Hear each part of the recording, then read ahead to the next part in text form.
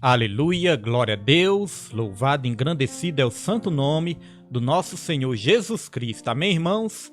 Quero a partir de agora, a partir deste momento, cumprimentar aí todos os irmãos, todos os ouvintes da Rádio Ágape, todos os amigos aí do Facebook, cumprimentar todos do Ministério Segundo o Coração de Deus, com a santa e gloriosa paz do Senhor, nessa noite abençoada de quinta-feira, onde excepcionalmente hoje nós estamos aqui, irmãos, dando início ao segundo trimestre do estudo bíblico, né?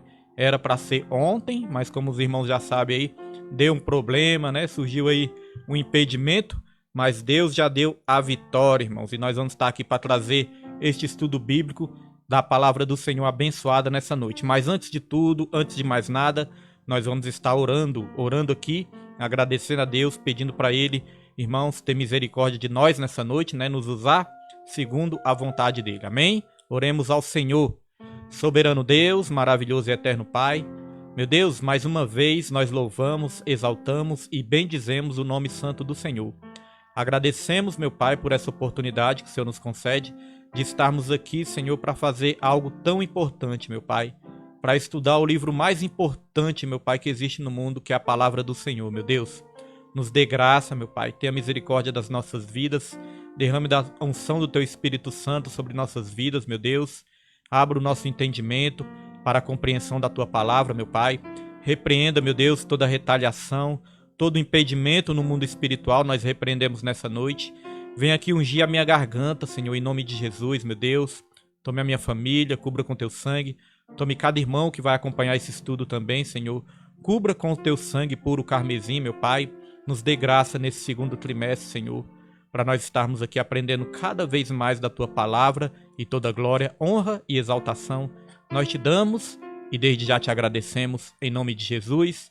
Amém e graças a Deus. Amém, irmãos? Glória a Deus. Louvado é o nome do Senhor Jesus Cristo. Nós somos do Ministério Segundo o Coração de Deus e nós vamos estar aqui para trazer o segundo trimestre do estudo bíblico da palavra do Senhor. Como eu disse, né, era para ser ontem, mas ontem deu um problema, irmãos. Deu um problema, surgiu um impedimento aí, e aí nós tivemos que correr atrás para estar resolvendo. Quero dizer para os irmãos que ainda não está, né, bom como é para ficar. A imagem não está muito boa ainda, nós estamos lutando, batalhando, e nós vamos ter que investir, irmãos. Vamos ter que investir, né, comprar uma câmera melhor, para ficar cada vez melhor. Para Deus tem que ser o melhor, né? Para ficar bom e para os irmãos também leiam os versículos bíblicos, né? Para os irmãos enxergarem melhor. Então nós vamos ter que investir, comprar essa câmera. Então eu peço que os irmãos orem, irmãos, para Deus mandar provisão, para Deus mandar ajudadores, mantenedores da obra também, para estar nos ajudando, amém? Porque essa obra aqui é de toda a igreja, de todos nós. Independente da sua denominação, irmãos, essa obra é de todo o povo de Deus. Lá nos céus não existe divisão de placa de igreja, não existe. Então essa obra é para todos nós, todos vocês que estão aí, para os congregantes ali do ministério, para todos nós é essa obra, amém? Glória a Deus. Mandar um alô aqui desde já para nossa irmã Neide, que está aí, diaconisa Neide, diaconisa Tereza, a missionária Nilma, minha esposa. Está aí também a nossa irmã Nilde Vila Nova, é uma aluna aplicada também. Está a nossa jovem irmã Taline, está aí também. Pedro Henrique já está aí, né? E os irmãos que forem... Minha filha também, né? A Suzane já está aí também. E os irmãos que forem entrando, viu? Que Deus possa abençoar, que você possa compartilhar também para estar nos ajudando aí cada vez mais, né? Para que a palavra alcance mais e mais vidas para a glória e para a honra do nosso Senhor Jesus Cristo. Como eu falei, hoje se inicia, irmãos, o segundo trimestre. E vai ser um trimestre com certeza abençoado. Porque nós vamos estar estudando essa revista aqui, ó. Vou colocar aqui a capa da revista. Irmãos, deixa eu achar aqui. Capa da revista, tá aqui. Nós vamos estudar essa revista, irmãos, nesse trimestre aí. A Igreja Eleita. A Igreja Eleita. Aí diz assim, ó. A Igreja Eleita, redimida pelo sangue de Cristo e selada com o Espírito Santo da promessa. Você que é a Igreja Eleita, fique aí ligadinho que vai ser lição... Essa lição vai ser uma lição abençoada. Nessa lição, irmãos, nós vamos estudar a carta aos Efésios. Isso que é bom no estudo bíblico, né? Isso é que é maravilhoso no estudo bíblico. Porque no estudo bíblico nós podemos aprender cada vez mais sobre cada livro da Bíblia. cada carta, né? Cada evangelho da Bíblia, cada livro, os livros poéticos, proféticos. Nós podemos aprender as cartas, né? As epístolas. Então, o estudo bíblico é maravilhoso por isso. Você vai aprofundar cada vez mais em cada livro da Bíblia. E nesse trimestre é a carta aos Efésios, que nós vamos estar estudando. Amém? Então nós vamos para a lição número 1. Lição número 1 é essa aqui, ó. Vou botar aí para os irmãos verem. Lição número 1. Carta aos Efésios. Saudação aos destinatários. Amém, meus irmãos? Saudação aos destinatários. Essa é a carta aos Efésios. Glória a Deus. Essa é a lição que nós vamos estar estudando. E nessa lição nós temos o texto áureo. O texto áureo vou colocar aí para os irmãos também. O texto áureo diz assim: a vós, graça e paz da parte de Deus, nosso Pai, e da do Senhor Jesus Cristo. Efésios 1, versículo 2. Repetindo: a vós, graça e paz da parte de Deus, nosso Pai, e da do Senhor Jesus Cristo. Irmãos, graça e paz, né? Esse cumprimento aí que todos nós evangélicos estamos acostumados. Cumprimento, graça e paz. Irmãos, a graça é a causa da nossa salvação. E a paz? A paz é o resultado da nossa salvação. Amém? Graça, a causa da nossa salvação, e a paz, o resultado da nossa salvação. Nós somos salvos pela graça, mediante a fé. Isso não vem de nós, é um dom de Deus.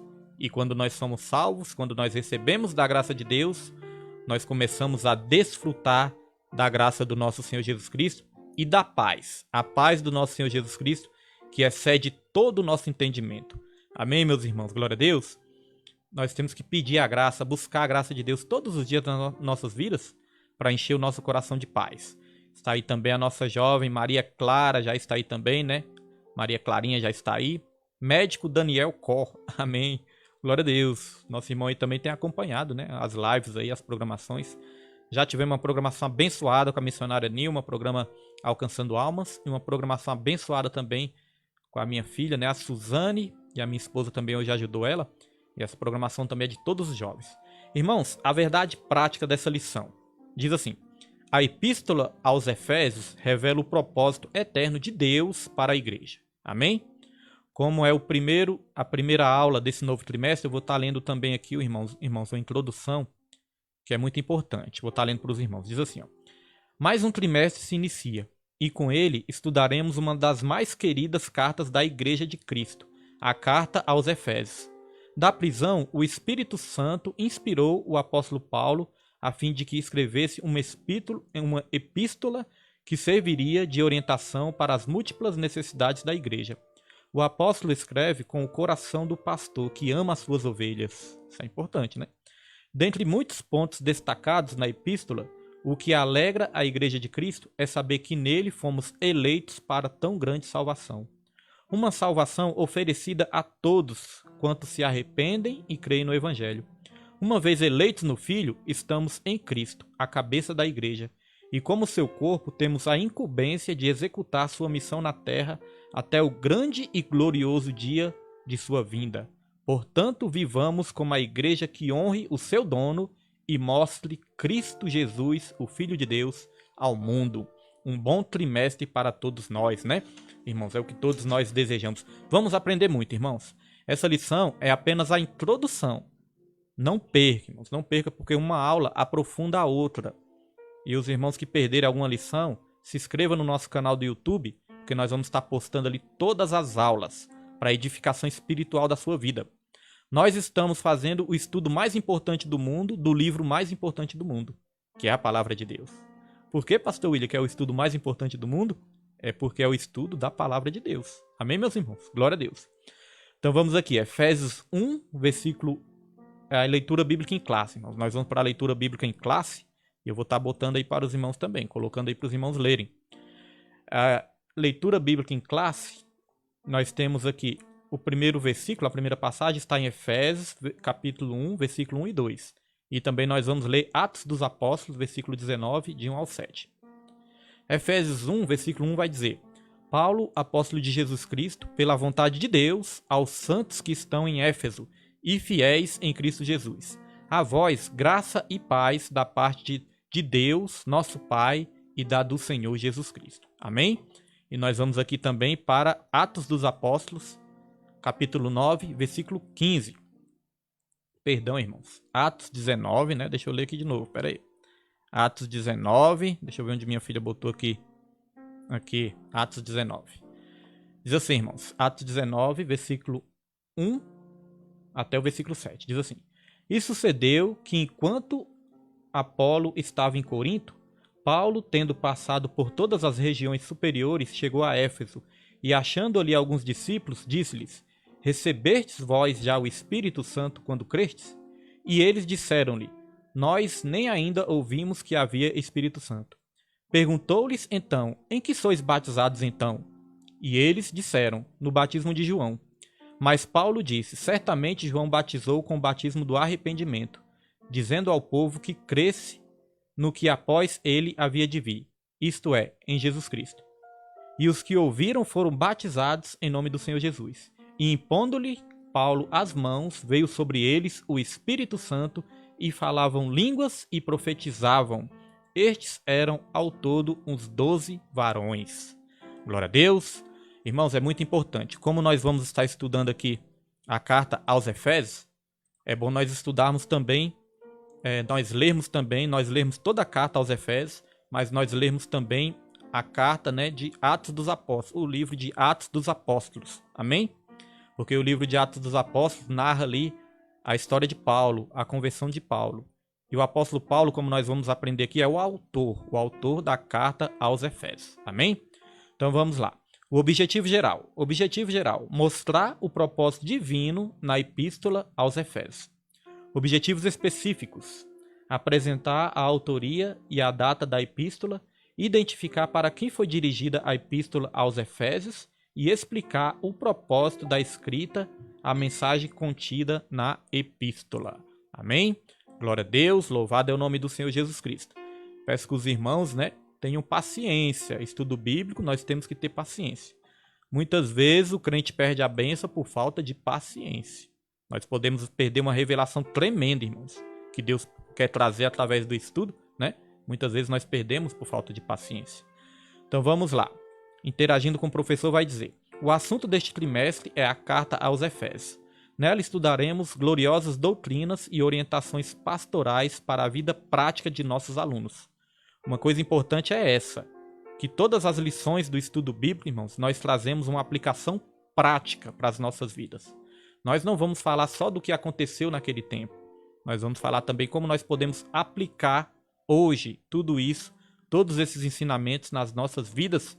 E com certeza, quando você aplica os ensinamentos da palavra de Deus na sua vida, com certeza você passa a ter uma vida mais abençoada na presença de Deus. Amém?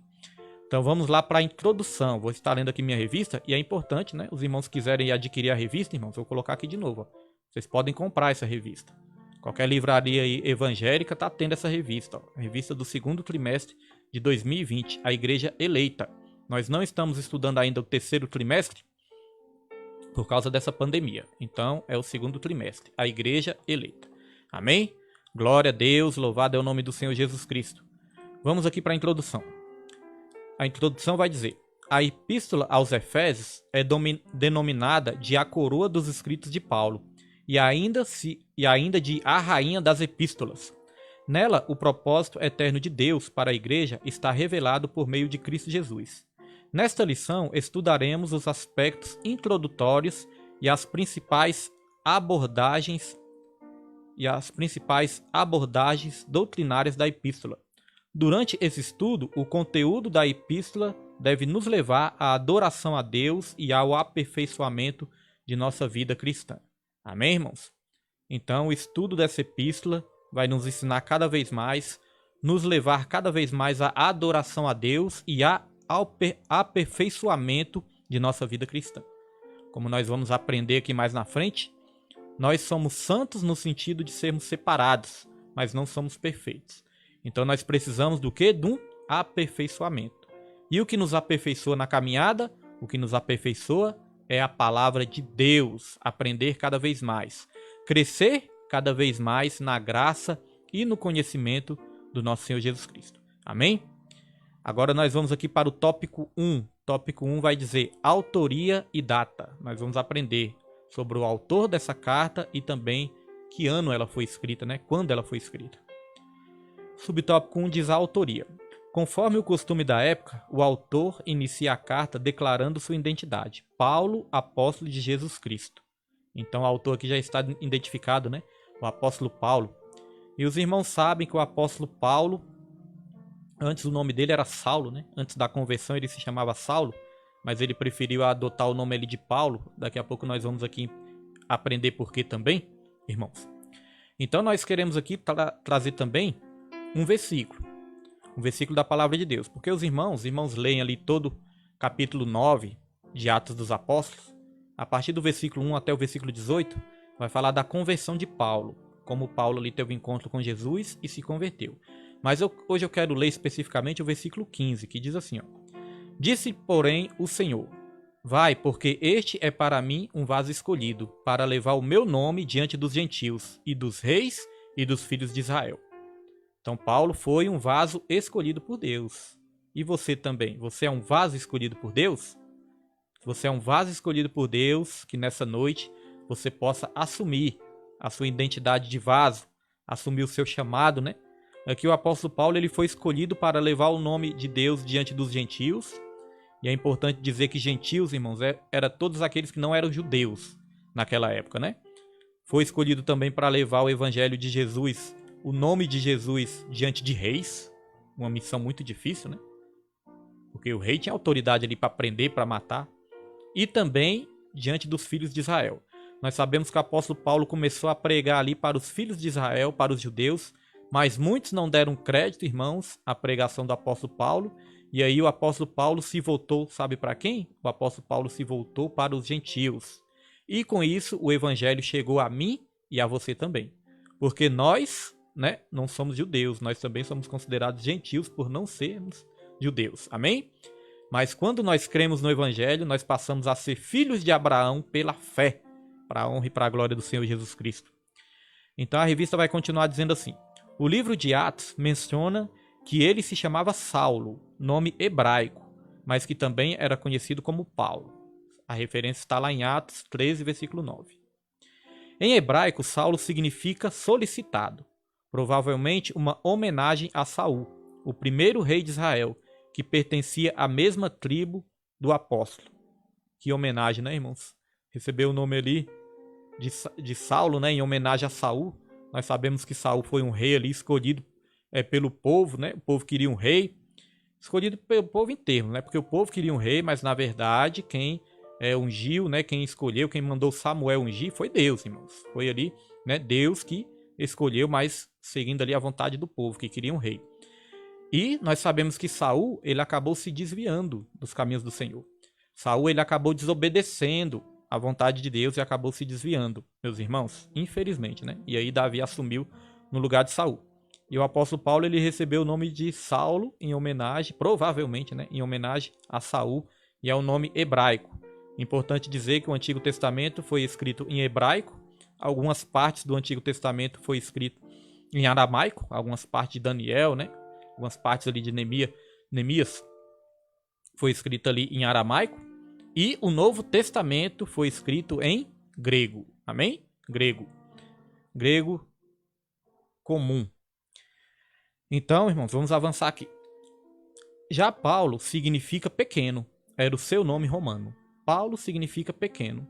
Creio que até mesmo com a questão ali de não se exaltar, a questão ali de assumir uma identidade mais humilde, o apóstolo Paulo preferiu ali adotar este nome, Paulo, que significa pequeno. Amém? Glória a Deus. Vamos aqui avançar. Agora nós aprendemos sobre o autor, agora vamos aprender sobre a assinatura apostólica. Amém, meus irmãos? Nas 13 cartas de sua autoria, o apóstolo se identifica como Paulo, nunca como Saulo, provavelmente por considerar o nome mais apropriado para evangelizar o mundo gentílico. Este é outro propósito também, né? Outra razão que ele adotou o nome de Paulo. Ele achou ele mais apropriado para evangelizar o mundo gentílico, ou seja, todos aqueles que não eram judeus. E aqui diz, outro detalhe relevante é a reivindicação de sua autoridade apostólica, com a ressalva, pela vontade de Deus, isto é, não escolhido por homens. Então, muito importante dizer isso, né? O apóstolo Paulo, ele sabia muito bem por quem ele foi chamado, quem chamou ele. Ele mesmo falava, pela vontade de Deus. E agora nós já vamos começar com algumas aplicações práticas na minha e na sua vida, porque é isso que mais importa, né? Aplicarmos a palavra de Deus nas nossas vidas. Nós podemos dizer, irmãos, vamos falar aqui um pouco de obreiros, né? Nós podemos dizer que existem 3 tipos de obreiros. Existe o obreiro oferecido, existe o obreiro chamado, e na Bíblia também nos ensina sobre o obreiro sorteado. O obreiro oferecido, nós podemos dizer que é aquele obreiro, irmãos, que quer de qualquer jeito, né? Quer assumir ali um cargo, uma posição de qualquer maneira. E quando não dá para entrar pela porta, aí ele entra pela janela. Força a barra, né? E isso não é bom, irmãos. Isso não é bom para a vida da própria pessoa. Isso não é bom para a igreja. Isso não é bom também para os outros irmãos. Não é bom para ninguém. Nós temos que entender o chamado de Deus, esperar o tempo de Deus nas nossas vidas e esperar que Deus é que determina toda a nossa trajetória. Porque é importante dizer, a palavra de Deus fala que aquele que deseja o episcopado, um cargo eclesiástico, né, ser usado por Deus, boa coisa deseja. Mas é necessário também você ter a vocação, você ter o chamado. Então, ser um obreiro oferecido não é saudável, nem para a pessoa e nem para a igreja, nem para aqueles que estão ao redor. Existe também o obreiro chamado, aquele que é chamado por Deus, como o apóstolo Paulo se identificou aqui, né? Pela vontade de Deus. Então, nós corremos o risco de viver esses 2 extremos, esses 2 perigos. Ser o obreiro oferecido, que quando não dá para entrar pela porta, entra pela janela. Mas também, irmão, se nós formos chamados, se nós formos o obreiro chamado, nós não podemos fugir do chamado. Porque quantas vidas não estão aí fugindo do chamado, irmãos? Deus já chamou, Deus já mostrou, Deus já confirmou e a pessoa está fugindo do chamado. Como o profeta Jonas, né? Jonas, por alguns momentos ali, ele fugiu do chamado. E aí Deus enviou o quê? Uma tempestade. Eu quero te dizer, meus irmãos, que Deus envia tempestade para o crente que está desviado do propósito. Deus envia tempestade. Jonas foi jogado ali no mar e acabou sendo engolido pelo peixe. Cuidado para não ser engolido, meus irmãos, pelas adversidades da vida, né? Por você estar fugindo do propósito. Jonas clamou a Deus, Deus teve misericórdia e Deus colocou ele ali no caminho certo de novo, né? Fez o peixe cuspir ele ali na cidade que ele tinha que ir. Então Deus ele vai criar situações para os obreiros que estão fugindo do propósito, para que os obreiros retornem para o seu propósito. Amém? Então não seja um obreiro oferecido, mas também se você for chamado, não fuja do seu chamado. A Bíblia mostra também sobre o obreiro sorteado. Nós vemos o caso de Matias, que substituiu Judas. Assim como quando Judas se suicidou, aí Matias, né, substituiu ele. Quero mandar um alô para a irmã Francisca Maria, para o irmão Francis, toda a família, para a nossa irmã Edna Oliveira também, que está sempre acompanhando. Que Deus abençoe, viu? A vida de todos, com certeza vocês vão ser edificados pelo poder da palavra de Deus, pelo ensinamento. Quando você coloca em prática, aí a vitória começa a chegar na sua vida. Tem que colocar em prática. Glória a Deus. Então a Bíblia mostra também o caso de um obreiro que foi sorteado, Matias. Judas se suicidou e aí sortearam, lançaram sortes, irmãos. E aí a sorte caiu sobre Matias e ele ali foi sorteado. Agora nós temos que entender o seguinte. Matias, ele foi sorteado ali antes da descida do Espírito. Antes da descida do Espírito Santo, ele foi sorteado. Mas ali em Atos 2 em diante, Atos capítulo 2 em diante, nós vemos ali a descida do Espírito. E ali, a partir de Atos 2 em diante, nós não vemos mais os discípulos de Jesus usando essa prática de sortear. Depois de Atos capítulo 2, nós vamos sempre ver os discípulos, irmãos, orando, buscando uma direção do Espírito Santo. E ali, todas as vezes que eles vão fazer algo, eles vão dizer: o Espírito Santo nos direcionou, o Espírito Santo nos mandou, o Espírito Santo nos guiou. Em todo o capítulo 2 de Atos dos Apóstolos. Então, nós entendemos o que, irmãos? Que hoje em dia, eu e você temos a direção do Espírito Santo. Nossos líderes têm a direção do Espírito Santo para estar ungindo, né, os obreiros. E os obreiros também têm a direção do Espírito Santo para entender o chamado. Mandar um alô para o nosso irmão Gilson Peçanha, que está aí também. Que Deus abençoe meu amigo aí. Aí ele estava esperando às 17 horas. Ô, irmão Gilson, é porque hoje excepcionalmente começou o estudo bíblico. Era para mim fazer ontem, não deu. Aí eu tive que fazer hoje, às 19h30, porque é o horário do estudo. Mas amanhã, se Deus quiser, às 17 horas, nós vamos estar com o programa Deus é por Nós. Deus abençoe o irmão Gilson. E o nosso irmão Antônio também. Nosso irmão Antônio tá aí, né? Acompanhando as programações. Acompanhou da minha esposa. E eu vou estar colocando o nome do Antônio também no meu caderno, que ele pediu oração hoje de manhã. Nós vamos estar colocando também no meu caderno. Então, meus irmãos, hoje em dia, o Espírito Santo é que direciona as lideranças. Muitas vezes nós vemos ministérios fracassados e até ministérios destruídos. Por quê? Porque muitas vezes a liderança não está ali na direção do Espírito Santo, né? Aí unge de qualquer jeito, unge qualquer um, unge de qualquer maneira. Não é que um merece mais do que o outro, não é que um é melhor do que o outro, não é isso, irmãos. É porque tem que ter o chamado, tem que ter a vocação. Nem todos têm a vocação para pastor, né? Então tem que ter a direção do Espírito Santo para que o ministério não seja fracassado. Quando é na direção de Deus, irmãos, pode ter certeza que vai prosperar. Porque é vontade de Deus, é propósito de Deus. Mas se for segundo o entendimento do homem, irmãos, a tendência é ao fracasso. Então, principalmente as igrejas pequenas, hoje em dia, tem que ter cuidado com isso. Porque não é porque a igreja é pequena, não tem muitos recursos, irmãos, que a igreja não pode ter ali, né, um ensinamento, um discipulado. Eu entendo que uma das coisas mais importantes na igreja é o discipulado. Quem deu o maior exemplo de discipulado foi Jesus. Jesus, ele foi o maior discipulador quando esteve nessa terra. Tanto que os discípulos chamavam ele de quê? De mestres. E aí Jesus falou, ide por todo mundo, batizai povos de todas as nações, né? Batizai em nome do Pai, do Filho e do Espírito Santo, ensinando-os a guardar tudo que vos tenho ordenado. Ou seja, ensinando. Então, discipulado, meus irmãos. Olha só, a fé, né? Pela fé, nós somos salvos. Nós somos salvos pela graça mediante a fé. Mas o discipulado, irmãos, o discipulado nos ajuda a nos manter firmes na rocha, para que a gente não venha cair, para que a gente não venha cair da graça, para que a gente não venha se apostatar e para que a gente não venha ser enganados. Hoje em dia tem muito engano, tem que ter cuidado. É necessário um discipulado para você firmar a sua vida na rocha, na palavra de Deus. Jesus falou, aqueles que ouvem a minha palavra e praticam, esses estão edificados na rocha. Agora, aqueles que ouvem e não praticam, estão edificando a sua casa na areia. Vai vir um vento, vai vir a chuva e essa casa vai cair. Grande vai ser a queda. O discipulado é muito importante. Não é porque a igreja é pequena, irmãos, que tem que desprezar o estudo bíblico, a escola dominical, o culto de doutrina, não. Pelo contrário, a igreja pequena também tem que dar importância a isso, para que a igreja venha crescer. Para que ela não fique pequena pro resto da vida. Para que ela cresça também. Mas ela tem que crescer na graça e no conhecimento, crescer na palavra.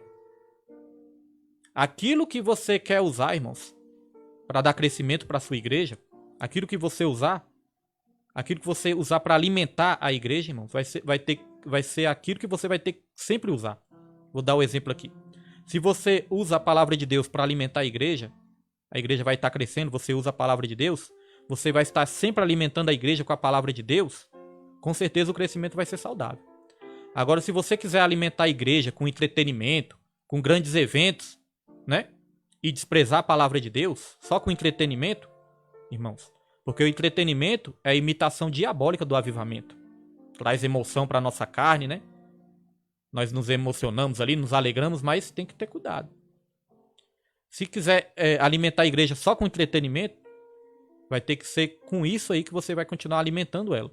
O dia que você não der o entretenimento, aí o que acontece, meus irmãos? As pessoas começam a sair da igreja, porque acostumaram a ser alimentadas com entretenimento. Então temos que alimentar a igreja com a palavra de Deus, para que cresça uma igreja saudável. Aquilo que você usar para dar o crescimento, vai ter que ser aquilo que você vai permanecer usando sempre. Porque o dia que você tirar, as pessoas começam a se desviar da igreja. Agora, se as pessoas forem ali focadas na palavra, estruturadas na palavra, meus irmãos, permanecer na palavra, elas não vão ser levadas por qualquer vento de doutrina. Não vão sair da presença de Deus por qualquer maneira, por qualquer motivo, não. Elas vão estar estruturadas na rocha, que é a palavra de Deus. Amém? Tem muitas igrejas que começaram com entretenimento, hoje em dia nem pode tirar mais, porque se tirar, a igreja esvazia. Tá vendo, irmãos? É o perigo, né? Então vamos lá, vamos avançar aqui. Nós falamos aqui, né, do chamado de Deus para as nossas vidas. Agora nós vamos para o subtópico 3. Antes de entrar no subtópico 3, é importante falar também que a palavra de Deus diz lá em 2 Timóteo 2, versículo 15, diz assim, ó, que nós temos que nos apresentar diante de Deus como obreiros aprovados. Então nós temos que nos apresentar como obreiros aprovados, não reprovados. Que não tem do que se envergonhar. Não podemos ser obreiros que trazem escândalo para o nosso próximo, escândalo para a igreja, sempre envolvidos em polêmicas, né, em pecados que traz escândalo para a igreja. Não podemos, irmãos. A Bíblia fala que não tem do que se envergonhar. E fala mais, e que maneja bem a palavra de Deus. Então, como que a pessoa vai manejar bem a palavra de Deus se não der valor ao estudo bíblico? Se não der valor à palavra, como é que ela vai manejar bem a palavra de Deus? E eu costumo dizer lá na igreja, irmãos, eu não posso exigir dos membros, né? Os membros, só os membros que estão ali, os membros que fazem parte do corpo, mas são apenas membros da igreja. Eu não posso exigir, né, que eles estejam ali, se dedicando ao estudo, frequentando o estudo. Eu ensino. Eu falo da importância.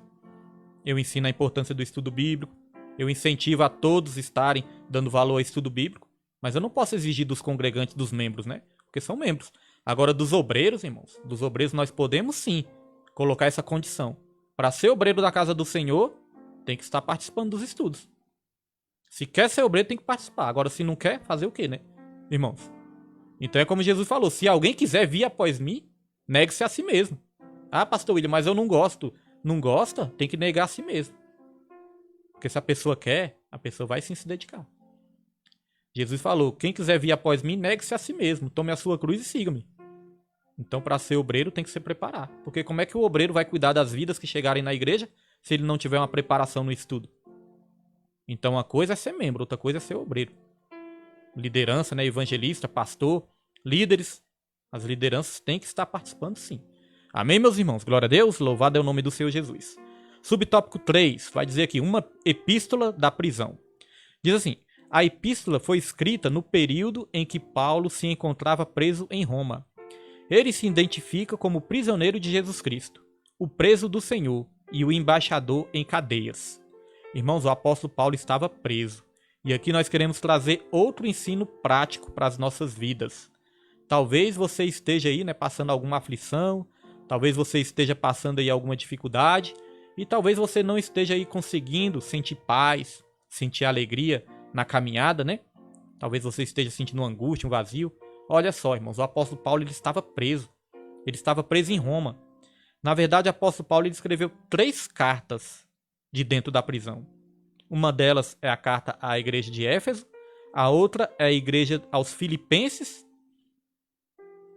a igreja aos Filipenses, né? Além dessa, perdão, irmãos, além dessa ele escreveu mais 3, né? Ele escreveu a igreja aos Filipenses, ele escreveu aos Colossenses e a Filemão, da prisão. Amém? Glória a Deus. Então o apóstolo Paulo ele estava na prisão, e a prisão que o apóstolo Paulo passava era uma verdadeira masmorra. Muitas vezes não tinha nem como sentar, nem como deitar. Muitas vezes eles ficavam presos pelos pés e pelas mãos por correntes e tinham que fazer as necessidades na posição que eles se encontravam. Quando estava de pé, era de pé. Quando estava ali ajoelhado, era ajoelhado, irmãos. Então era uma prisão horrível que o apóstolo Paulo estava. E mesmo assim, olha só o que ele escreveu da prisão. Olha só. Filipenses 4, versículo 4. Diz assim, ó, regozijai-vos sempre no Senhor. Outra vez digo, regozijai-vos. Olha só. Regozijai-vos sempre no Senhor. Outra vez digo, regozijai-vos. Então ele estava falando, alegrai-vos sempre. E ainda repetiu, né? Alegrai-vos. Aí você pode pensar, mas como o apóstolo Paulo pode mandar se alegrar? Como ele podia se alegrar estando na prisão, meus irmãos? Sabe por quê, meus irmãos? Aqueles que estão em Cristo Jesus não baseiam a sua paz, não baseiam a sua alegria em algo. Baseiam a sua paz, baseiam a sua alegria em alguém. Irmãos. Então a nossa paz, a nossa alegria não depende de algo, depende de alguém. Porque quando a nossa paz, a nossa alegria depende de algo, quando nós não temos esse algo, nós perdemos a paz. Mas quando nós firmamos a nossa paz em alguém, e esse alguém é Jesus Cristo, aí pode ter certeza, irmãos, pode vir um vento que vier, pode vir a perca que vier nas nossas vidas, mas nós não vamos depender de algo, nós vamos depender de alguém, que é Jesus Cristo. Então talvez você esteja passando por essa situação, de tristeza, de angústia, e você fala, pastor William, eu não sei como conseguir minha paz, minha alegria. É porque talvez você esteja deixando sua alegria dependendo de algo. Talvez você esteja baseando a sua alegria em algo dessa terra, passageiro. Talvez você esteja querendo que a sua alegria venha sobre a sua vida, a alegria e a paz venha sobre a sua vida. Talvez no emprego, né? E se você perdeu o emprego? Talvez num relacionamento dessa terra, terreno. Talvez a sua dependência para você ter paz nessa terra seja de um relacionamento. E aí, se você perder o relacionamento, você perde a paz também? Você perde a sua alegria? Talvez seja uma condição financeira. Talvez a sua alegria dependa de uma condição financeira. E se você passar por um momento de crise, você vai perder sua alegria também? Então a nossa alegria não pode estar baseada em algo. Nossa alegria tem que estar baseada em alguém, mas é alguém certo, que é Jesus Cristo. Amém, meus irmãos? Glória a Deus. E aí, quando nós buscamos o reino de Deus, quando nós buscamos a sua justiça, todas as demais coisas vão ser acrescentadas nas nossas vidas. Glória a Deus. E Deus vai te dar a vitória. Vamos aqui avançar. Diz assim: a epístola foi escrita no período em que Paulo se encontrava preso em Roma. Ele se identifica como prisioneiro de Jesus Cristo, o preso do Senhor e o embaixador em cadeias. Isso indica que era uma carta enviada do cárcere. Por essa razão, ela integra o rol das epístolas da prisão, redigidas aos Efésios, aos Filipenses, aos Colossenses e a Filemão. Como eu falei, além de Éfeso, tinha mais 3 cartas que ele escreveu da prisão. Filipenses, Colossenses e Filemão. Subtópico 4, agora nós vamos ver a data em que foi escrita. De acordo com Atos, após realizar 3 viagens missionárias e implantar igrejas nas regiões do Mediterrâneo, Paulo esteve em prisão domiciliar por cerca de 2 anos. Isso está lá em Atos 28, versículo 30. Entre 60 e 62 depois de Cristo, aproximadamente. Olha só, irmãos. Entre 60 e 62 depois de Cristo, aproximadamente. A partir dessa premissa, a data provável da redação da epístola aos Efésios ocorreu por volta de 61 e 62 depois de Cristo, tendo Tíquico, nome estranho, né? Tendo Tíquico como seu portador. Esse nome é difícil. Tíquico como seu portador. Amém, meus irmãos? Então, nós vemos aqui duas siglas, né? AC e DC. AC é antes de Cristo e DC depois de Cristo. Mas volta e meia também os irmãos vão se deparar com outra sigla, né? Que é AD. E o que é AD, pastor William? Assembleia de Deus? É a Assembleia de Deus também. Mas AD significa, irmãos, Anno Domini, ou Ano do Senhor. Amém? Anno Domini ou Ano do Senhor. Então, quando os irmãos lerem algum livro e algum mecanismo de pesquisa aí AD, os irmãos já fiquem sabendo que é Anno Domini. Glória a Deus. Vamos lá para o subtópico 2. Para o tópico 2. Destinatários. Para quem a carta foi escrita? Diz aqui, a cidade de Éfeso. E aqui nós vamos aprender um pouco sobre a cidade de Éfeso, porque a carta foi escrita à igreja de Éfeso, né? E aos habitantes de Éfeso também. Aqui diz, fundada por volta de 1050 a.C., tornou-se um centro político, comercial e religioso da Ásia Menor, a atual país da Turquia. Então, essa era a cidade de Éfeso, irmãos, fundada por volta de 1050 a.C., e ela se tornou um centro político, comercial e religioso da Ásia Menor. Ou seja, era uma cidade importante, era uma cidade desenvolvida, era uma cidade poderosa. Hoje em dia, a cidade de Éfeso, irmãos, hoje em dia se encontra a atual Turquia. Hoje em dia é a atual Turquia. Amém? Glória a Deus. E aqui diz aqui na revista. Era uma cidade litorânea, cujo porto desaguava no mar Egeu. Sua rua principal era pavimentada em mármore, com colunas trabalhadas em ambos os lados. Era considerada uma metrópole com cerca de 500 mil habitantes. Tinha o maior anfiteatro do mundo, com capacidade para 25 mil espectadores. Próximo dali ficava o estádio com a pista de corrida e a arena onde ocorriam as lutas entre animais selvagens, como também entre homens e animais. Olha só, irmãos. Existia ali um anfiteatro, né, gigantesco, onde ali os governantes daquela época, irmãos, as autoridades daquela época, eles colocavam as pessoas para brigarem até com animais, para lutarem contra animais. Colocavam animais para lutarem entre si e também pessoas para lutarem entre animais também, com animais. Então olha só a crueldade, né, que existia nessa época. E muitas vezes na igreja primitiva, as pessoas eram jogadas nas jaulas dos leões ali, né? Eram jogadas ali em coliseus, em estádios, para enfrentar leões, meus irmãos. Eram mortas por leões ali. Então era uma crueldade muito grande que existia também naquela época. E os governantes, o povo se divertia com isso. Olha só naquela época como já era grande a crueldade do ser humano, né? Uma coisa interessante, quando nós falamos aqui de destinatários, para quem foi escrita essa carta. E aí a palavra de Deus vai dizer que essa carta foi escrita aos santos, né, de Jesus, aos santos de Jesus Cristo em Éfeso. Vamos ler aqui de novo, Efésios capítulo 1, diz assim, ó: Paulo, apóstolo de Jesus Cristo, pela vontade de Deus, aos santos que estão em Éfeso e fiéis em Cristo Jesus. Ou seja, aos santos que estão em Éfeso e fiéis a Cristo Jesus. O que isso quer dizer? O que isso significa para as nossas vidas? Significa, irmãos, que nós podemos dizer que nós temos uma dupla cidadania, né? Nós temos uma cidadania celestial, mas temos uma cidadania terrena ainda nessa terra. Porque são aos santos que estão em Éfeso, mas fiéis em Cristo Jesus. Estão em Éfeso, mas estão em Cristo. Dupla cidadania. Uma cidadania celestial, mas uma cidadania também terrena. Amém? E nós somos assim também. A Bíblia fala, eles estão no mundo, Jesus Cristo falou, né? Eles estão no mundo, mas eles não são do mundo. Né? Então nós estamos no mundo ainda, mas nós somos de Cristo Jesus. Mas enquanto nós estamos aqui nessa terra, Jesus Cristo nos ensinou a obedecer às leis, a cumprir com as nossas obrigações de cidadãos nessa terra também. A Bíblia ensina a cumprir, a obedecer à lei, obedecer às autoridades e cumprir com os nossos compromissos de cidadão. Certa vez, chegaram para Jesus, né, para testar Jesus, e perguntaram para Jesus: Senhor, é lícito pagar imposto a César? Porque muitas vezes as pessoas se sentiam exploradas pelos impostos naquela época. Não é diferente na minha e na sua vida. Às vezes nós nos sentimos também explorados, né, pelos impostos. E aí nós pensamos, não, acho que não é justo pagar imposto, acho que não é lícito pagar imposto. Certa vez perguntaram isso para Jesus. Falou: Senhor, é lícito pagar impostos para César? Para César? Aí Jesus pegou a moeda e falou: qual o desenho que tem aí na moeda? Era o desenho de César, né? Aí eles falaram, Jesus falou: qual o rosto que tem aí nessa moeda? Aí eles disseram: é o rosto de César.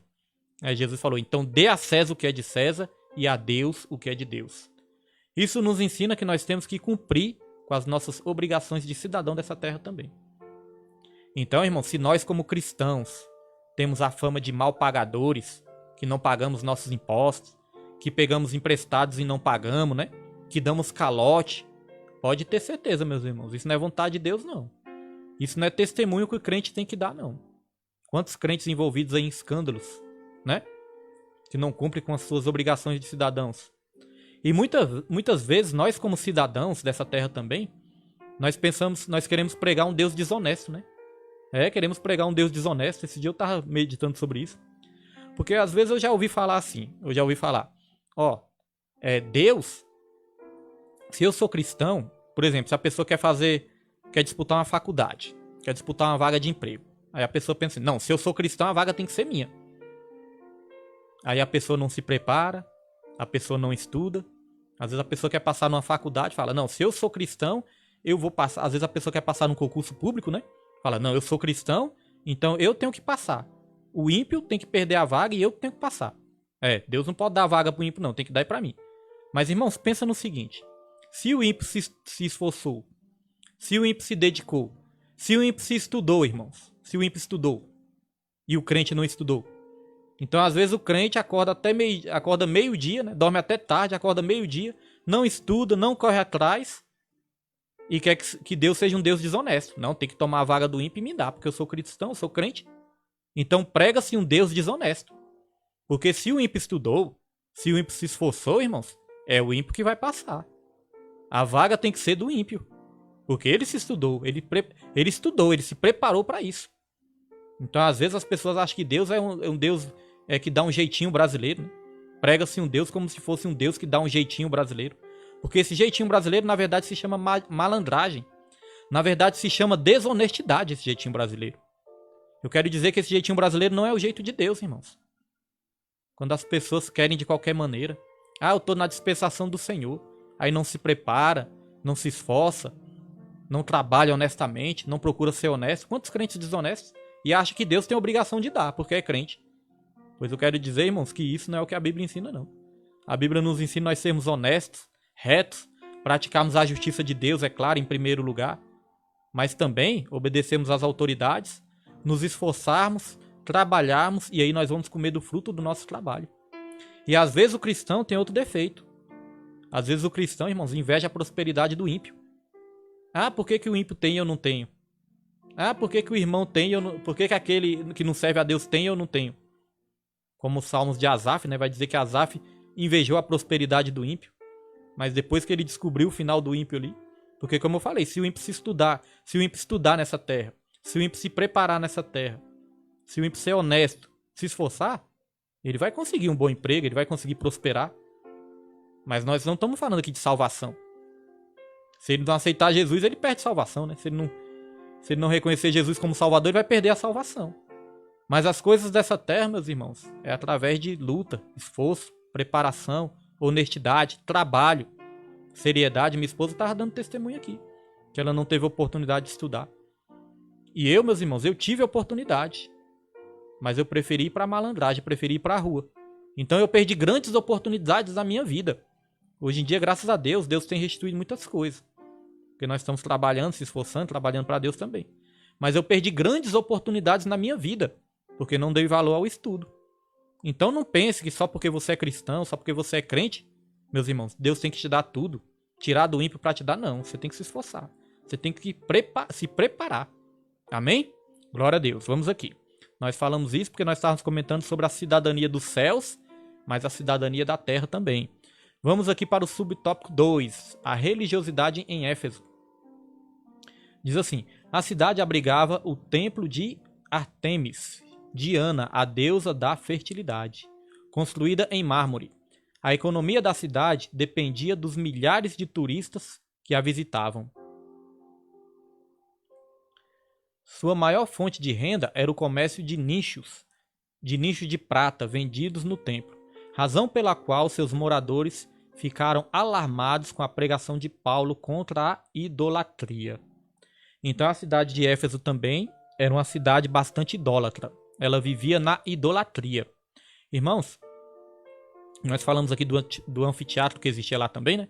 Só para não se esquecer, esse anfiteatro ele era considerado uma das 7 maravilhas do mundo.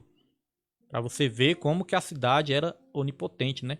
Como a cidade era ali importante, como a cidade era poderosa. Amém?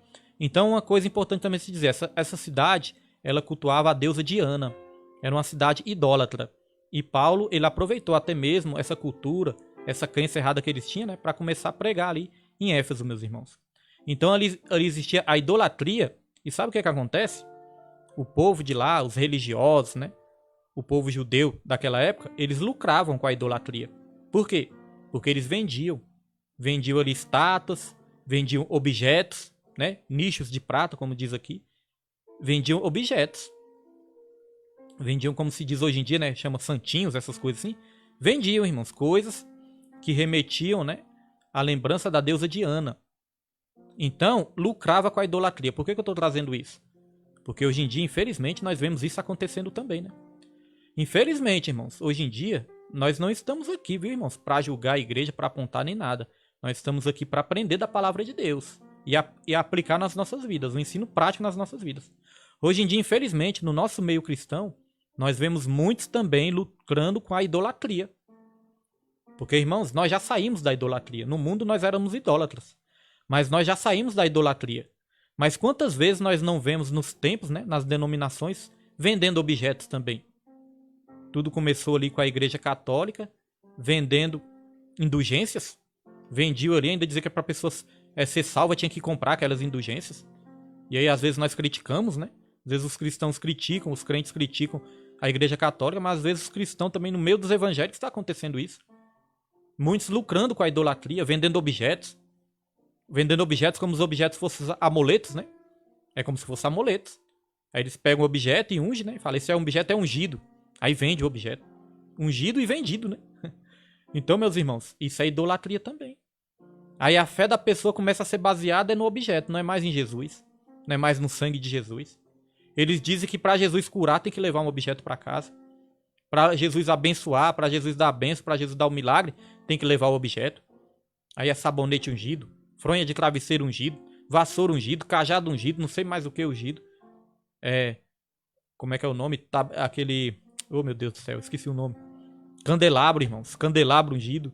Certa vez, no início da minha fé também, eu comprei. Comprei um candelabro. Por quê? Porque o pregador falou que era ungido. E com aquele candelabro eu ia prosperar e eu ia expulsar todos os demônios da minha casa com aquele candelabro. E eu comprei, mas depois comecei a estudar a palavra. Falei, rapaz, esse negócio tá estranho. Então, irmãos, sobre idolatria. Muitos ainda lucram com a idolatria, com a venda de objetos. Então nós como igreja, como cristãos, nós temos que abrir o olho quanto a isso, irmãos. Temos que abrir o olho e ficar esperto. Por isso, a importância do estudo bíblico. Amém? E ali, eles vendem o objeto para as pessoas, trocam, né? Faz uma barganha ali, a pessoa tem que dar dinheiro, leva o objeto para casa para conseguir a cura, para conseguir a bênção, irmãos. Então, naquela época não era diferente também, não. Eles lucravam com a idolatria. Quero dizer que nós não somos mais idólatras. Hoje em dia, o sangue de Cristo é suficiente para nos dar a cura, para nos dar a bênção, para nos dar o milagre, para nos libertar, para nos salvar. Amém, meus irmãos? O sangue de Cristo é o suficiente. Glória a Deus. Daqui a pouco nós vamos falar de um objeto que naquela época ali foi usado para curar. Mas nós temos que respeitar todo o contexto de tudo isso. Nós vamos falar agora no próximo subtópico. Então vamos para o subtópico 3, meus irmãos.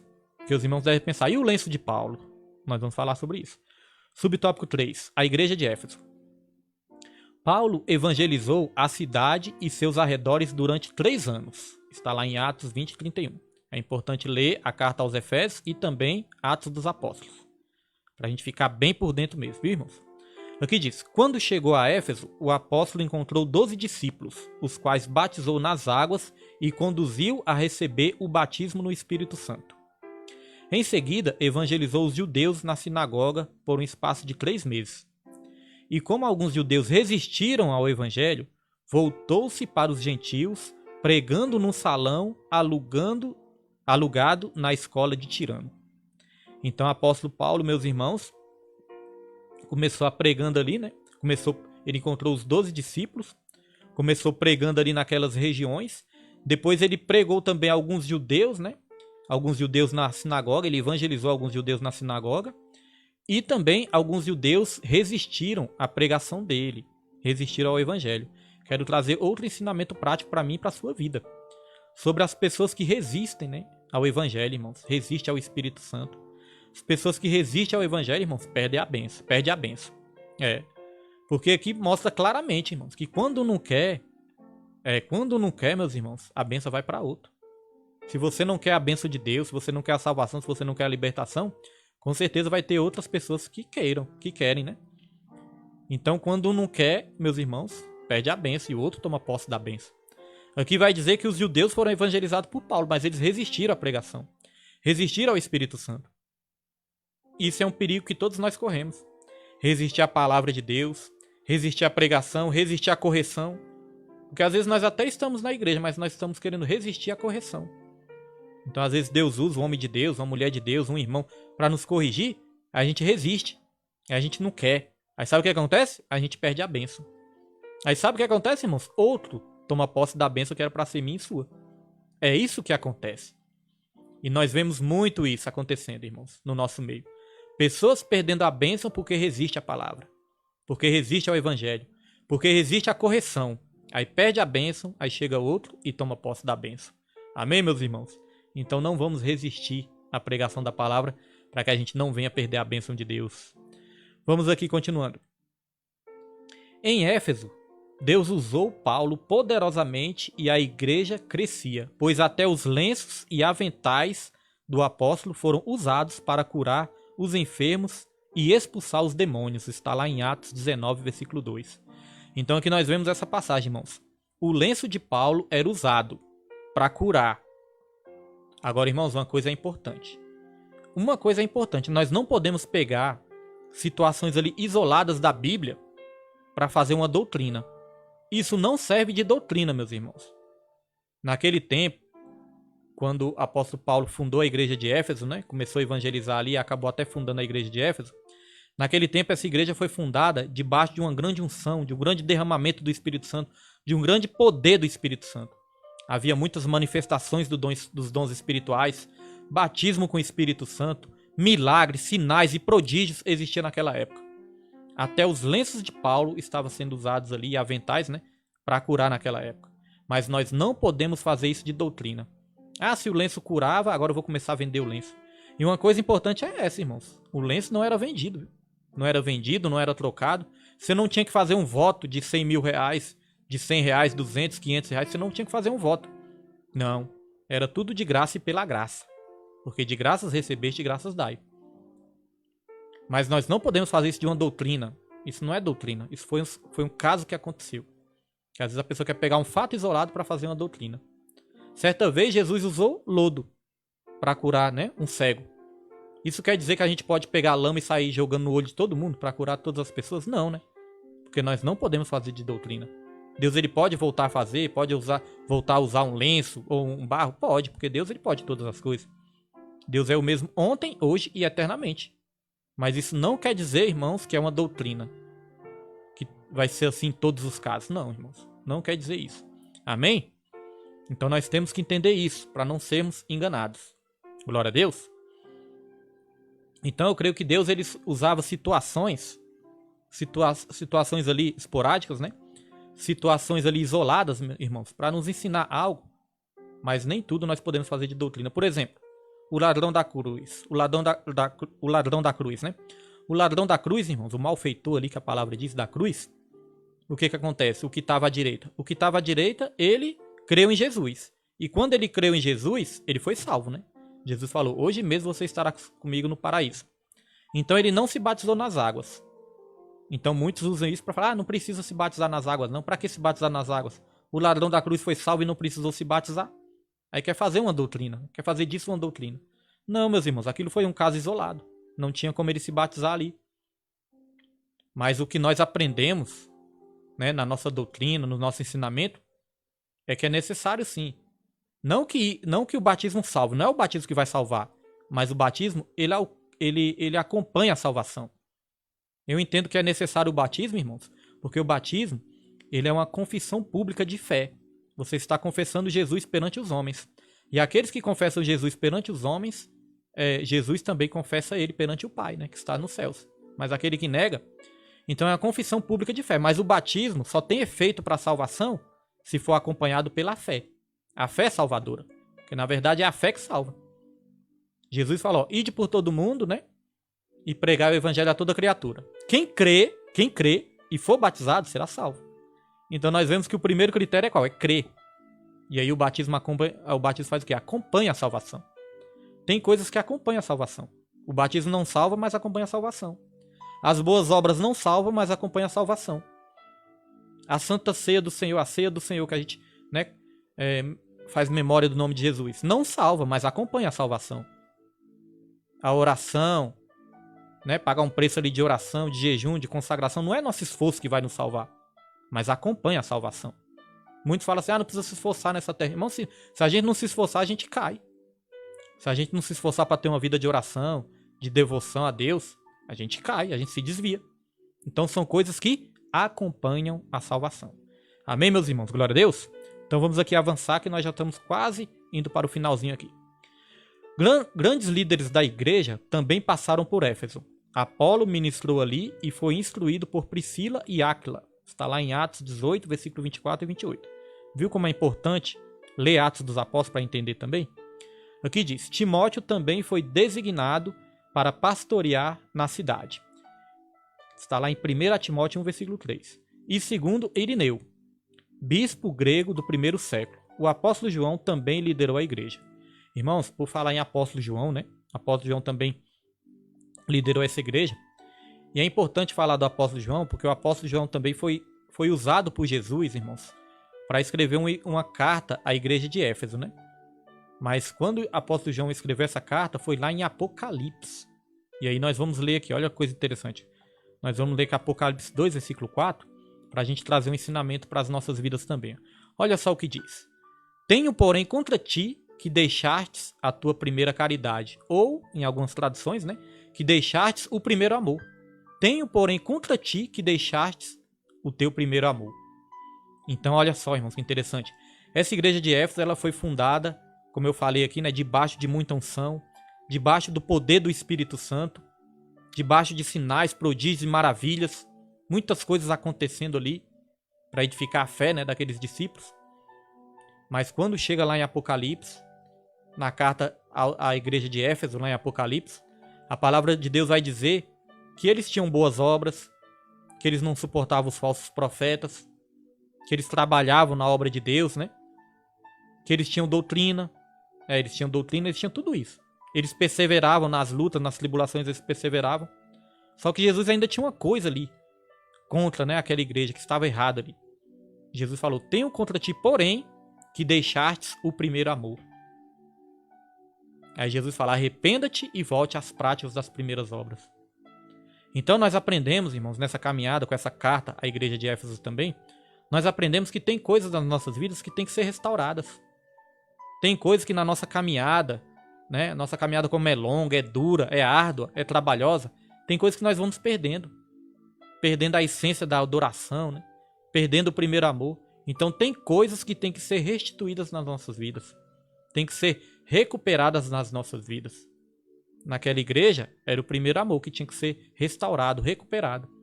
E na sua vida, o que tem que ser restaurado? O que você acha que você está perdendo na caminhada, na sua vida? A vontade de ir para a igreja, a vontade de evangelizar, a vontade de ir para os cultos de orações, a vontade de ir para o culto de ensino, a vontade de ajudar a obra de Deus, a vontade de entregar suas primícias. O que você tem perdido à vontade? Quando nós estamos no primeiro amor, a pergunta que nós fazemos é: o que eu posso fazer para ajudar? Quando nós estamos no primeiro amor, a pergunta que nós fazemos é essa: o que eu posso fazer para ajudar? Mas quando nós perdemos o primeiro amor, a pergunta muda. Aí nós começamos a perguntar: o que eu ganho com isso? O que eu vou ganhar com isso? Aí nós começamos a olhar os defeitos tudo, olhamos para defeito de A, defeito de B, e aí, meus irmãos, nós acabamos perdendo o primeiro amor. Então, se é isso que nós temos perdido, a vontade de estar nos cultos, adorando, tem coisas nas nossas vidas que tem que ser restauradas. Amém, meus irmãos? Vamos prosseguir. Subtópico 4. Saudação epistolar. A saudação é a mais breve dentre todos os escritos de Paulo. Ele se dirige aos santos e fiéis. Isso é importante, ó. Santos e fiéis. Irmãos, o santo é fiel e o fiel é santo. Amém? O santo, verdadeiramente lavado, remido, adorador de Deus, o santo é fiel. E o fiel é santo, separado por Deus. Amém? Não adianta, irmãos, dizer que ama a Deus, que adora a Deus e frequenta a igreja, se você não for fiel. E nós estamos falando fiel em tudo, né? Procurar ser, nós somos falhos, nós não conseguimos ser fiéis. Mas nós temos que procurar ser fiel. Tem muitas situações que nós podemos ser fiéis e não somos. Tem situações que nós podemos ser fiéis, irmãos, e não somos. E hoje eu estava lendo ali uma passagem de Lucas, uma passagem muito forte, que fala do mordomo infiel. Jesus fala ali, ó: aquele que não é fiel no pouco, também não será fiel no muito. Olha só, irmãos, muito forte. Aquele que não é fiel no pouco, também não será fiel no muito. A Bíblia fala, se você for fiel no pouco, sobre muito Deus vai te colocar. Mas se você não for fiel nem um pouco, como é que você vai ser fiel no muito? Então, às vezes, nós falamos isso. Ah, não, eu tenho tão pouco para oferecer. Eu não tenho nada para oferecer. Eu tenho tão pouco para oferecer que eu não vou nem oferecer. É tão pouco que eu não vou nem oferecer. Então, se não está conseguindo ser fiel no pouco, irmãos, vai ser fiel no muito? Aí tem muitos, né, trazendo aqui para as ofertas na igreja, né, irmãos, que é importante ensinar sobre isso também. É importante, irmãos, ensinar sobre dízimo, sobre oferta, sempre é importante. Nós não podemos cair nos extremos, né? Tem igreja que só fala de dinheiro. Agora tem igreja que nunca fala de dinheiro. Então os dois extremos estão errados. Jesus ensinou muito sobre a vida financeira. E ainda nós vamos ter esses estudos aqui. Então, irmãos, trazendo para a vida financeira, né? Tem muitas pessoas que falam assim: ah, é tão pouco que eu não vou nem dar. Então, se a pessoa não está conseguindo ser fiel no pouco, vai ser fiel no muito? E tem outras pessoas que dizem assim, não, então, pastor, eu tenho uma causa na justiça, ore por minha causa. Tem outros que chegam até a dizer assim, pastor, eu fiz um jogo na Loto, eu fiz um jogo na Mega Sena. Aí você ora, porque se eu ganhar na Mega Sena, eu vou ajudar a igreja. Irmãos, quem quer ajudar, ajuda é agora. Quem quer ajudar, ajuda é agora. Esse negócio de, quando eu tiver um emprego, né? Quando eu ganhar na Loto, quando sair uma causa na justiça. Não, irmãos, quem quer ajudar, começa ajudando é agora. Mesmo que seja com pouco, começa ajudando é agora. Amém? Glória a Deus. Vamos aqui avançar. Então, os santos são fiéis e os fiéis são santos. Isto é, aqueles que foram separados e consagrados para ser a propriedade exclusiva de Deus. 1 Pedro 2,9. Paulo os cumprimenta com as palavras graça e paz, uma expressão que lembra o favor gratuito e imerecido de Deus. Então, irmãos, graça e paz, né? Graça é um favor gratuito, é de graça e é imerecido, nós não merecemos, de Deus. Amém? Graça, irmãos, é a causa da nossa salvação e paz é o resultado da nossa salvação, a consequência da nossa salvação. Aqui vai continuar dizendo, quanto aos destinatários... deixa eu voltar aqui. Quanto aos destinatários, a maioria dos intérpretes considera que a epístola era uma carta circular destinada aos cristãos de maioria gentílica de muitas igrejas da Ásia, provenientes de Éfeso, a metrópole mais importante daquela região. Amém? Então, muitos estudiosos, né, chegaram à conclusão que essa carta foi destinada à maioria cristã, irmãos, daquela época. A maioria cristãos, como diz aqui na leitura, né, de origem gentílica, ou seja, aqueles que não eram judeus, se converteram ao cristianismo que não eram judeus. Então essa carta, na sua maioria, foi destinada a essas pessoas. Vamos aqui ao tópico 3 para nós estarmos encerrando. Já estamos encerrando. Tenha paciência aí que você já vai receber sua bênção. Amém? Já estamos encerrando. Aqui diz, propósito e mensagem. Subtópico 1 vai falar do propósito. Irmãos, a carta aos Efésios, ela tem 6 capítulos. Os primeiros 3 capítulos, ela vai nos ensinar ali sobre doutrina. Os primeiros três capítulos é uma linha ali doutrinária, né? Vai nos falar sobre a doutrina, ou seja, sobre o ensino. E os 3 últimos capítulos nos ensinam sobre prática. Colocar em prática. Então é uma carta muito interessante. Nós podemos dividir em 2 partes. Ensino e prática. É isso que nós precisamos nas nossas vidas para nós sermos abençoados. Nós precisamos do ensino, mas nós precisamos da prática. Colocar, irmãos, o ensino em prática. Tudo aquilo que nós aprendemos, nós temos que colocar em prática. Certa vez o apóstolo Paulo falou, né? Tudo aquilo que vocês viram, ouviram e receberam de mim, isso também praticai. Ou seja, coloquem em execução, coloquem em ação. Tem muitas pessoas que aprendem muito, mas não colocam em prática. Não adianta de nada. Nós trabalhamos muito com evangelismo. Tem muitas pessoas que falam assim, eu conheço a Bíblia de Gênesis a Apocalipse. E é verdade, tem muitas pessoas que conhecem mesmo. Mas não estão praticando. Não adianta nada. Então muitos estão nas drogas, muitos estão na miséria e conhecem a Bíblia. De Gênesis a Apocalipse. Conhece a Bíblia, mas não pratica. Então não adianta nada, né? Edificou a casa na areia. Então vamos aqui, irmãos, avançar. Aparentemente, a epístola não aborda nenhum problema específico como em outras de Paulo. Porém, nos capítulos iniciais da carta, percebemos algumas ênfases que sinalizam a solução de certas questões. Por exemplo, havia novos convertidos que vinham do mundo helênico, ou seja, do mundo grego, né? Do mundo helênico e praticavam religiões de mistérios e magia, mas que agora se reuniam com os santos de Éfeso. Não por acaso o apóstolo Paulo mostra àqueles crentes que Cristo está no controle do universo inteiro. Então a maioria, irmãos, vinha do mundo grego ali, né? E eles praticavam religiões de mistérios e magia. Porque nós gostamos muito, nós cristãos, né? Nós gostamos muito de mistério, né? É mistério, varão, né? É mistério, vaso. Eita, vaso, é mistério, né? Nós gostamos muito de mistérios.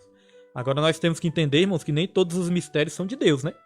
Nem todos os mistérios são de Deus. Agora tem uma coisa interessante. Tem os mistérios de Deus também. Agora nós vamos ler aqui em Colossenses, ó. que fala sobre os mistérios de Deus. Olha só. Colossenses 2, versículo 1 ao 3. Diz assim, ó. Porque quero que saibais quão grande combate tenho por vós, e pelos que estão em Laodiceia, e por quantos não viram o meu rosto em carne, para que os seus corações sejam consolados e estejam unidos em caridade e enriquecidos da plenitude da inteligência para conhecimento do mistério de Deus, Cristo. Então, o que é o mistério de Deus, irmãos? O mistério de Deus é Cristo. Versículo 3 vai dizer, ó, em quem estão escondidos todos os tesouros da sabedoria e da ciência. Então, os mistérios de Deus, irmãos, o mistério de Deus é Cristo. Nele está escondido todos os tesouros da sabedoria e da ciência. Ele é o Pai da sabedoria. Amém, meus irmãos? Nós temos que entender uma coisa. Lá em Deuteronômio 29, versículo 29, vai dizer o seguinte: as coisas reveladas pertencem a nós e aos nossos filhos, mas as coisas ocultas pertencem a Deus. Então, aquilo que Deus quer nos revelar, Ele nos revela. Aquilo que Ele não quer nos revelar, irmãos, é como se diz mesmo, né? É mistério. Aí pertence somente a Deus. Amém? Mas todos os mistérios de Deus estão escondidos em Cristo. Então, se você está em Cristo, se você está nessa pessoa de Cristo, pode ter certeza que você vai ter muitas revelações. Muitas revelações. Eu estava dizendo esses dias, meus irmãos, a verdadeira libertação que nós temos é a libertação da nossa mente. É quando a nossa mente começa a enxergar. Quando a nossa mente começa a ter as revelações de Deus, aí a nossa vida muda. Muitas vezes nós estamos libertos de corpo, mas estamos presos pela mente. Aquele povo do Egito, eles saíram do Egito, eles estavam libertos, o corpo deles estavam libertos. Mas a mente deles estava aonde? Os pensamentos deles estavam aonde? Ainda estava no Egito, né? Nos pepinos, nos repolhos. Então aquele povo estava liberto de corpo, mas estava cativo de mente, preso pela mente. Satanás tem o poder de aprisionar a mente das pessoas. A nossa mente tem que ser cativa sim, mas cativa a todo o conhecimento de Jesus. Levar os nossos pensamentos cativos a Jesus. Jesus, irmãos, é interessante, né? A palavra de Deus fala que nós somos servos. Servo significa o quê? Escravo, né? Agora, irmãos, Jesus, a escravidão que nós temos em Jesus é a escravidão que nos dá a verdadeira liberdade. É a escravidão que nos liberta. Se nós somos escravos de Jesus, nós somos verdadeiramente libertos. Agora, a liberdade do mundo é uma liberdade que escraviza. A escravidão de Deus liberta, mas a liberdade do mundo escraviza. Porque nós pensamos no mundo, eu estou no mundo, eu posso fazer o que quiser da minha vida. Eu vou beber, eu vou me drogar, né? Vou adulterar. Mas aí a palavra de Deus fala, todo aquele que comete pecado é escravo do pecado. Amém, meus irmãos? Então nós precisamos ser libertos da nossa mente. Amém? Mandar um alô para nossa irmã Elisângela, né? Que está aí também. Irmão Moisés, que Deus abençoe a todos em nome de Jesus. Glória a Deus. Irmão, já estamos terminando, viu? Estamos aqui no finalzinho. Beber uma aguinha que eu não bebi ainda. Amém, meus irmãos? Glória a Deus. Estamos no finalzinho e é bênção do Senhor.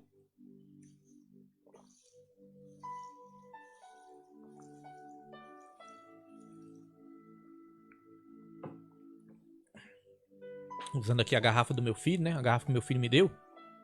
Garrafa aqui abençoada. Muito boa para beber água. E a dica que nós damos é essa: beba muita água. Água é vida. Amém, irmãos? Vamos lá. Também é possível perceber outro tipo de ênfase do apóstolo. O passado daqueles cristãos era marcado pela imoralidade e bebedeiras. Mais uma vez, salvos pela graça, eles deveriam adotar um novo estilo de vida em Cristo Jesus. Então todo o nosso passado, irmãos, é um passado de pecado também, né? Não é diferente daquele povo lá. Todo o nosso passado é um passado de pecado. E nós estamos falando aqui que nós somos salvos pela graça. Mas essa graça, irmãos, não é uma graça barata. Se nós somos salvos pela graça, nós temos que verdadeiramente evidenciar isso através das nossas atitudes, das nossas ações, irmãos. Senão não é graça, senão é uma desgraça. Tem pessoas que pensam que estão vivendo na graça, mas na verdade estão vivendo uma desgraça. Porque eles usam esse argumento, Deus sempre perdoa. Nós somos salvos pela graça mesmo, Deus perdoa. Deus é misericordioso. E não abandona, né, irmãos, o pecado. Não abandona aquele pecadinho de estimação, não quer abandonar. Então isso não é graça, isso é desgraça. Porque leva à morte. Amém? A graça não é uma graça barata. Ela foi comprada por um alto preço. Um preço de sangue. Nem ouro, nem prata puderam comprar essa graça. O que comprou essa graça foi o preço de Jesus. Lá naquela cruz por mim e por você. Amém? Então a Bíblia fala que aqueles que estão em Cristo Jesus, irmãos, são novas criaturas. É uma nova maneira de pensar, é uma nova maneira de agir, é uma nova maneira de se portar, é uma nova maneira de proceder. Primeiro, a mudança é claro, a mudança é do interior. Mas quando o interior muda, isso aí também vai refletir no exterior. Quando o interior muda, o exterior também muda. Deus, ele não olha para o exterior, ele olha para o coração, sim, ele olha para o coração. Mas quando o coração muda, meus irmãos, isso vai refletir nas nossas vidas. Sabe por quê? Jesus Cristo falou, aquele que beber da água que eu tenho para dar, jamais voltará a ter sede. Pelo contrário, do seu interior, olha só, do seu interior fluirão rios de águas vivas que jorram para a vida eterna. Então sai do interior, irmãos, e evidencia no exterior. Amém? Nós vamos ser uma bênção começando pelo interior, mas o nosso exterior também vai manifestar o bom perfume de Cristo. Amém, meus irmãos? Glória a Deus. Então vamos lá. Destaca-se ainda uma preocupação com a unidade e a paz entre judeus e gentios cristãos, enfatizadas pelo plano universal da redenção para ambos. De dois povos, Deus fez um, né? A unidade. Deus, ele sempre, irmãos, Deus, ele sempre priva pela unidade, né? Ele sempre valoriza isso. Ele quer a unidade da igreja. Ele quer a unidade dos povos, das nações, das raças. Ele quer a unidade, irmãos. Ele quer o povo unido. Jesus Cristo, a oração de Jesus foi essa. Pai, que todos sejam um. Assim como eu e o Senhor somos um, que todos sejam um. Deus, ele gosta disso, é da união. É na união que Deus ordena a bênção e a vida para sempre. Mas essa união, irmãos, nós temos que entender. Nós temos que ser unidos num só espírito, numa só fé, num só amor, num só propósito, que é de servir a Deus. Amém? Não é qualquer união. Não adianta se unir para fazer o mal. Não adianta se unir no propósito errado. Hoje em dia, um dos planos do anticristo é esse. A união de todas as religiões. Que todas as religiões se unam. Aí você pensa, nossa, isso é lindo. Que amor, né? Que lindo. Não, irmão, isso é um plano do anticristo. Porque tem muitas religiões que negam a Cristo. Que pregam um Cristo distorcido. E tem religiões que adoram até mesmo Satanás. Satanismo é uma religião. Então, meus irmãos, nós temos que entender isso também. Unidos no propósito certo. Aqui diz, sob essas premissas, então podemos considerar que uma das intenções do autor aos Efésios era de atender às múltiplas necessidades da igreja numa perspectiva pastoral. Por isso, a carta é apontada por estudiosos como tratado teológico sobre a igreja, o corpo de Cristo. Amém, irmãos? Glória a Deus. Quero aqui também mandar um alô para minha tia, né? Minha tia Helena lá de Goiânia. Que Deus abençoe toda a família. Minha família aí de Goiânia. E nosso irmão Jânio Gomes, nosso evangelista Jânio, né? Pastor Jânio. Já esteve ali conosco no Sol Nascente. E nós vamos aí chamar o pastor de novo, né? Para estar pregando a palavra assim que tudo voltar ao normal. Pastor Jânio, ainda tô com seus CDs, pastor. Até hoje eu tô com CDs dele. Tá guardado, irmãos. Teve essa mudança toda, né? Nas nossas vidas. Mas está guardado. Irmão, já estamos aqui caminhando para o final e eu quero te agradecer que você ficou aí até agora e vai ficar até o final. Eu sei que não é fácil, irmãos. Ficar 1h30 acompanhando o estudo bíblico não é fácil. Mas eu quero te dizer, irmãos, é nas dificuldades que nós conseguimos nossa vitória. Sabia? Muitas vezes nós como cristãos, nós queremos tudo fácil. Queremos facilidade. Não queremos pagar o preço. Por isso que muitas vezes nós não recebemos a bênção. É nas dificuldades que nós somos honrados. Amém? Eu sei que não é fácil ficar 1h30, mas você que fez, pode ter certeza, você está recebendo sua vitória. Último subtópico para a gente encerrar. A mensagem. A mensagem de Efésios gira em torno de duas temáticas. Jesus Cristo, a cabeça. A igreja, o corpo. Assim podemos classificar aos desdobramentos desses assuntos nos seguintes eixos temáticos.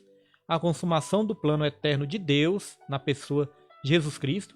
A atuação do Espírito Santo como penhor da experiência da salvação, a reconciliação dos povos por intermédio da cruz de Cristo, a revelação do mistério da vontade de Deus por obra do Espírito Santo, um novo estilo de vida baseado na unidade, na comunhão com o Espírito, na frutificação, na adoração e na intercessão do Espírito. Olha as características, nós estamos falando aqui de uma igreja eleita. Nós estamos falando de igreja eleita? Então, se você é uma igreja eleita, porque nós somos a igreja, né, irmãos? Nós juntos somos a igreja. Então, se você faz parte da igreja eleita, essas características têm que se manifestar na sua vida. Quais são elas? A unidade. Eu vejo muitos cristãos aí que querem viver isolados, né? Não, eu vou viver isolado, a igreja não presta, o pastor não presta, os irmãos não prestam, eu vou me isolar. Não preciso de igreja para servir a Deus. Vive isolado. Aí lá em Provérbios 18 vai dizer, aquele que se isola busca seus próprios interesses, busca interesses egoístas. E no versículo 2 vai dizer, ele se levanta contra a verdadeira... Não, versículo 1, né? Vai dizer, ele se levanta contra a verdadeira sabedoria. Aí o versículo 2 vai dizer, o tolo não tem prazer na sabedoria, mas somente em expressar sua própria opinião. A igreja não presta, pastor não presta, eu tenho que ser desigrejado, não precisa de igreja, né? Manifesta a sua própria opinião. Amém, irmãos? Então, aqueles que fazem parte da igreja eleita, vai manifestar essas características. Unidade na comunhão, não, unidade, comunhão com o Espírito. Se nós temos comunhão com o Espírito, nós temos comunhão com o nosso irmão também. Não tem como ter comunhão com o Espírito se não tiver comunhão com os irmãos, se não tiver comunhão com a igreja. E também na frutificação. A igreja eleita, o cristão salvo, ele frutifica. Ele dá frutos. Não existe essa história de dizer que é cristão e não dá frutos. A Bíblia até fala, aquele ramo que está em mim não dá fruto, o Pai corta e lança no fogo, né? Só serve para ser lançado no fogo. Então, meus irmãos, o cristão salvo, ele frutifica. Porque nós estamos falando da igreja eleita e nós vamos aprender aqui muitas características para saber se realmente nós somos salvos, eleitos em Cristo Jesus. A própria Bíblia fala, examinar para saber se você está realmente na fé. Então nós vamos nos examinar. Então a frutificação faz parte. E também a adoração. A igreja eleita, irmãos, ela é a verdadeira adoradora. É uma igreja composta de verdadeiros adoradores que adoram o Pai em espírito e em verdade. Amém? E na intercessão no espírito. É uma igreja que ora, é uma igreja que intercede, é uma igreja que ora no espírito, intercede todo o tempo. Hoje eu estava ali dando umas voltas no monte, né? Ontem teve um levante tão grande, minha esposa tinha falado ontem. Falou ontem, né? William, vai pro monte, vai orar, hoje tem estudo. E eu não fui, irmãos.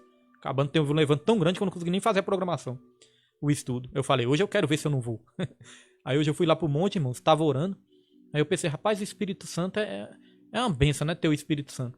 Porque muitas vezes, irmãos, a gente acorda de madrugada, a gente acorda com tanto sono, que a gente não consegue nem orar, né? A gente coloca o nosso joelho no chão e a gente fica pensando, será que eu tô orando ou tô dormindo? Eu já pensei isso várias vezes. Será que eu tô orando ou tô dormindo? Nem sei identificar se eu tô orando ou se eu tô dormindo. Mas eu fico pensando, é tão bom, irmãos, ser selado pelo Espírito Santo, que a Bíblia fala que o Espírito Santo ele intercede por nós. Então eu entendo que quando nós estamos de joelho ali, dormindo, de madrugada, dormindo, né, caindo no sono, o Espírito Santo tá falando com o Pai. Tá falando, Pai, tá falando, Deus, ele precisa disso. Ele precisa disso, ele precisa daquilo, ele precisa daquilo outro. Ele tá dormindo aí, ó, mas eu sei do que ele precisa. Ele precisa disso, daquilo. Ele quer orar pela família dele. E muitas vezes nós pedimos uma pedra, né, para Deus, pensando que estamos pedindo uma bênção, estamos pedindo uma pedra no lugar de pedir um pão. Que a Bíblia fala, se nós pedimos pão, o Pai dá. Mas às vezes nós pedimos pedra pensando que é pão. Aí o Espírito Santo, não, Pai, ele não quer uma pedra. Na verdade, ele precisa de um pão. Ele tá pedindo uma pedra aí, mas na verdade ele precisa de um pão. Então o Espírito Santo intercede por nós. Isso é maravilhoso. E a característica de uma igreja eleita é essa também. Uma igreja intercessora, que ora. É muito triste ver hoje em dia os cultos mais vazios que existem. São os cultos de orações e os cultos de, irmãos, doutrina, né? Os cultos de ensino. Os cultos mais vazios, cultos de ensino e os cultos de orações. Cadê a igreja que intercede? A pandemia. Agora que era para estar orando mesmo. Irmãos, cadê a igreja que intercede? Então vamos aqui. Aqui diz, os novos relacionamentos conjugais e a luta contra o diabo. É as características, né? Uma igreja unida, intercede no espírito, né? Novos relacionamentos conjugais. Aqui está falando sobre a praticidade da carta. Aqui vai ensinar também sobre os relacionamentos conjugais. Ainda nós vamos chegar lá no capítulo 6 dessa carta. Nós vamos falar muito sobre família, casamento, né? Relação familiar também com os pais, os filhos e os pais, né? Que essa carta ensina muito sobre isso. Então nós temos muito para aprender, irmãos. Irmãos, hoje é só a introdução. Talvez os irmãos pensaram assim, hoje ficou meio... Irmãos, hoje é só a introdução. Muitas coisas ainda virão. Amém? Então, encerrando aqui. Portanto, a epístola contém uma combinação de doutrina, fé e prática da vida cristã. Ou seja, de tudo o quanto Deus fez e do que se espera que a igreja faça. Então Deus ele já fez tudo. Agora nós temos a nossa parte também para fazer. Nós temos a nossa responsabilidade. Essa história de, não precisa fazer nada não, porque Deus já fez tudo. Claro, irmãos, não há nada que a gente faça que vai fazer a gente merecer a nossa salvação.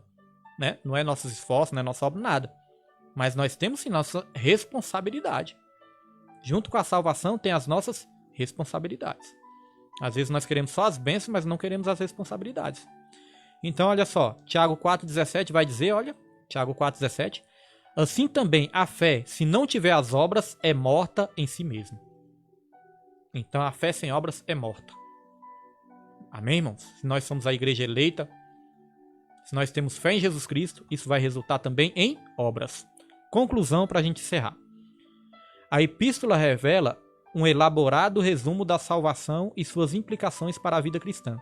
Seu conteúdo recorda o favor imerecido que recebemos gratuitamente da parte de Deus. Suas exortações nos impelem a viver em santidade e alicerçados em Cristo, a cabeça da igreja, a batalhar contra as forças das trevas. Amém, meus irmãos? Então, essa carta vai nos ensinar também a batalhar contra as forças das trevas. Não percam, foi apenas a primeira lição, irmãos. Deixa eu ver qual é a segunda logo, para me falar para os irmãos. Foi apenas a primeira lição, meus irmãos. Temos muito mais para aprender. A segunda lição é a sublimidade das bênçãos espirituais em Cristo Jesus. Nós vamos aprender que Deus ele já nos concedeu todas as bênçãos espirituais nas regiões celestiais. Amém, meus irmãos? Vamos orar. Quero agradecer a todos que ficaram aí até o finzinho, viu? Pode ter certeza que Deus ele se agradou de você. Amém? Mandar um alô para nossa irmã Osmarina, apareceu aí agora, né? Vamos orar, irmãos? Vamos orar em nome de Jesus?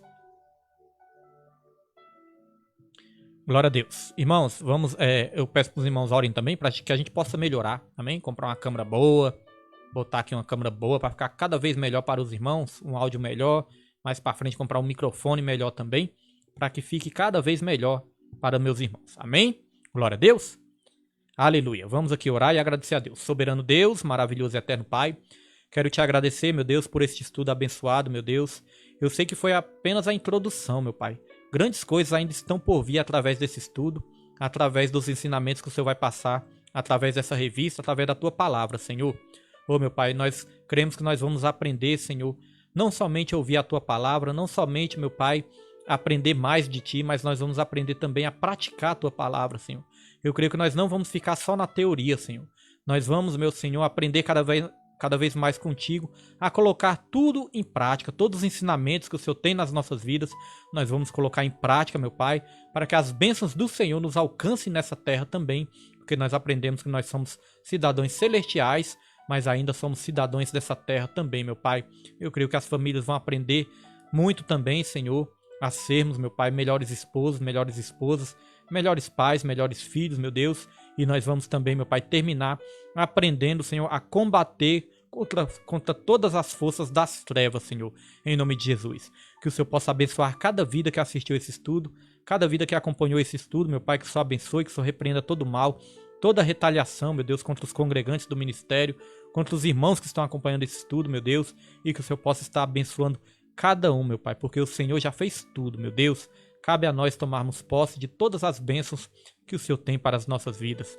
E desde já nós te damos toda a glória e te agradecemos em nome de Jesus. Amém e graças a Deus. Amém, irmãos? Glória a Deus. Que a graça do nosso Senhor e Salvador Jesus Cristo, o amor de Deus e a comunhão do Espírito Santo sejam com todos e que todos digam amém e graças a Deus. Que Deus abençoe a todos e orem pela garganta do pastor William, que está quase dando... Irmãos, a garganta está quase fechando aqui. Ore pela garganta do pastor William, amém? Que Deus abençoe a vida de todos, em nome de Jesus.